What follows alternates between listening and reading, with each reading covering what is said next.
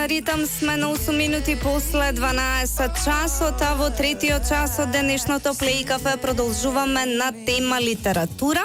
Вие представуваме авторката Диана Петрова и нејзиниот најнов роман. Станува збор за многу необична и исклучителна историска фикција насловена Излегување од сенка. Со овој роман Петрова го воскреснува зборникот на браќата Миладиновци и од сенка излегуваат женските книжевни ликови од 19-тиот век. Тоа е всушност и најголемиот подвиг во романот со оглед на тоа дека во нашата книжевна историја ниту една жена не е спомената во тој период. Диана, најпрво ти благодарам што одвои време за овој разговор. Нема да ни замерат слушателите што не се персираме со оглед на тоа дека се познаваме. Ева можност да ги поздравиш сите слушатели на Плей Радио и сите љубители на книгата, на книгите воопшто, кои што сигурно со внимание ќе го следат овој разговор.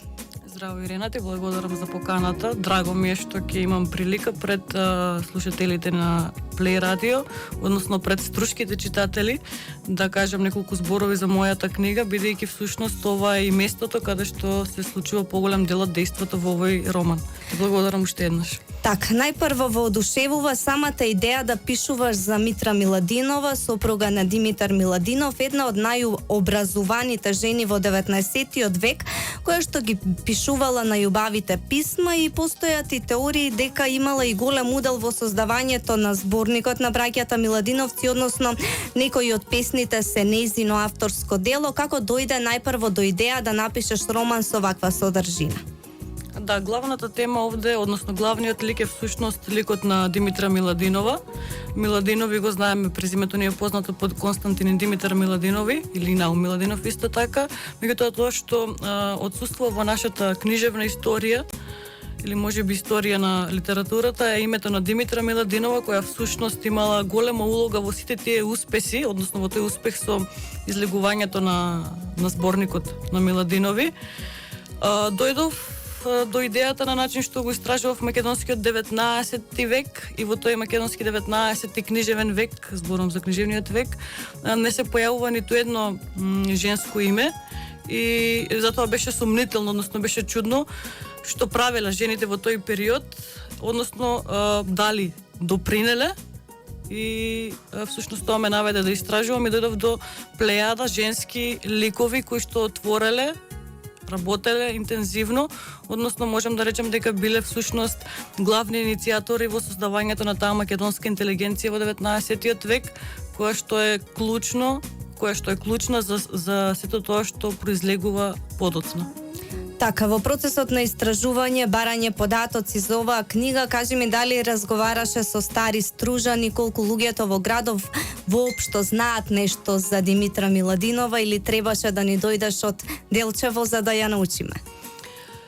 Па во принцип секој пат кога истражувам за некое мое дело, односно кога собирам материјали за книга, ретко кога за жал можеби се консултирам со луѓе, повеќе се консултирам со автори со книги, односно со автори преку нивните книги, така што поголем дел од податоците ги собрав преку некои постари македонски книги, како што се книгите на Харалампие Поленаковиќ, некои антологии на Ганета Доровски, каде што се спомнати тие имиња, меѓутоа не се дадени некои податоци за нив, туку се спомнати како факти, така што не морам да признам дека всушност комуникацијата со луѓе, односно собирањето на инспирација од луѓе или факти недостасуваш, или би рекла намерно ја отврлив. Така, во романот го објаснуваш и поттикот кој што Миладинова го дава на жените од тоа време да се борат за своето право на образование. Тогаш веднаш го допираме и прашањето за излегување од сенка на тајното женско училиште Ученољубие. Како се создало истото и како излегува на светлина, затоа што твојот првичен план бил и така и да се вика книгата. Така, првиот наслов на книгата е Излегувањето во сенка, а вториот наслов е Тајното женско училиште, односно училиштето Ученољубие. Прво морам да кажам дека многу голем дел од имињата кои што ќе се сретнат во книгава се вистините, односно постоеле на вистина, што не значи дека историјата, нели, и податоците кои што се изнесени овде за нив се вистините. Сепак романот е жанр, книжевен жанр кој што е фикција. Меѓутоа, ученољубие како училиште на вистина постоело, сега постоело малку покасно од действувањето на Митра. Меѓутоа, интересно е тоа што настанало, односно го создале жени, создадено негде во Солун, создадено од група на жени кои што всушност биле во близок контакт со Димитар Миладинов, односно со семејството Миладинови, така што оваа идеја ми даде поттик да го вметнам тоа училиште ученољубие во книгава. Тоа што е важно во ова училиште, односно за тоа училиште е освен што учителките освен што се залагале за образование на жените, зборуваме за 19 век, нели, кога речиси поголем дел од народот, севкупно македонскиот народ бил неписмен, тие ставале акцент на жените, односно од потребата да се образуваат жените.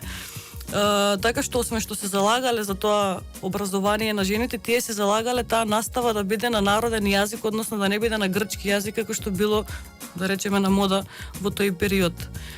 Затоа мислам дека ми беше важно да го спомнам, бидејќи сите тие имиња кои што на некој начин сум ги спомнал, иако пак повторам, тоа се фиктивни книжевни имиња, верувам дека ќе го натераат секој да истражи малку и всушност да дознае што на вистина било и ученољубие и кои на вистина биле сите ликови кои што ги имам спомнато.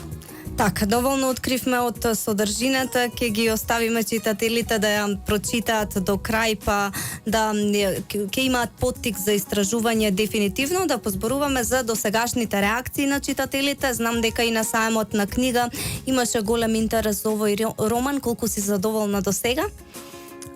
Морам да признам дека сум изненадана од интересот, бидејќи се уште не се случила официјалната промоција на книгата, која што е планирана на 31 мај за сега само во Скопје. Романот не беше планиран да излезе на сајмот на книга, меѓутоа беше најавено неговото излегување, со што беше побуден интересот кај читателите, па така всушност и направивме некој напор да излезе последните денови од сајмот и ме изненади бројот на читатели, односно речиси после 3-4 дена од излегувањето на книгата ги добив првите коментари, првите критики за книгата. Меѓутоа тоа што највеќе ме радува е што всушност оваа книга разбуди љубопитност кај луѓето, љубопитно за тоа што навистина представува тој зборник на Миладиновци, кој што сметам дека е од најважно значење за македонскиот народ и нација. Меѓутоа разбуди љубопитност и интереси за тие книжевни женски ликови, како Султана Чикмакова, како Димитра Миладинова, Султана Миладинова, со што всушност ја постигнав и целта на ова мое пишување во овој роман. Така, инаку по вокација си професор по македонски јазик, па ја имаш таа комплетна слика за односот кој што го имаат младите кон македонскиот јазик. Колку сметаш дека образовниот систем сега создава генерации кои што знаат да го чуваат, да го ценат и негуваат македонскиот јазик, па во иднина и да го афирмираат? Прво морам да напомнам дека вината во тоа што младите не го чуваат или не го почитуваат и не го сакаат македонскиот јазик, односно не се сретнува во образовниот систем, туку би рекла дека повеќе е во некоја тоа глобално разбирање на светот. Веќе на мода е да се чита на англиски јазик, веќе на мода е да се размислува на англиски јазик, така што учениците имаат голем проблем, односно кога имаат проблем со искажувањето на македонски јазик и многу пати кога се обидуваат да објаснат нешто, им недостигаат зборови на македонски, се обидуваат тоа да го надокнадат со англиски зборови. Јас се обидувам да ја разбудам љубовта кон читањето.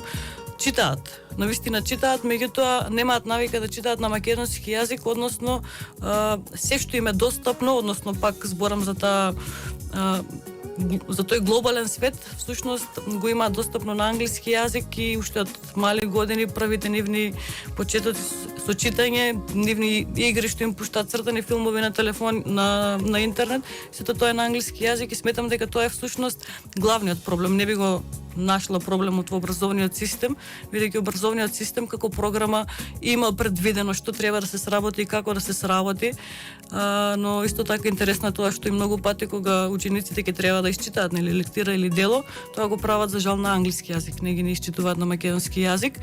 Треба да се инспирираат повеќе, односно треба да се тера, треба да има работилници за креативно пишување, за креативно изразување, дебати, дискусии. Сметам дека на тој начин би можело да се преземе токму да се зајакне или да се роди, дури да се роди кај некој љубовта кон македонскиот јазик.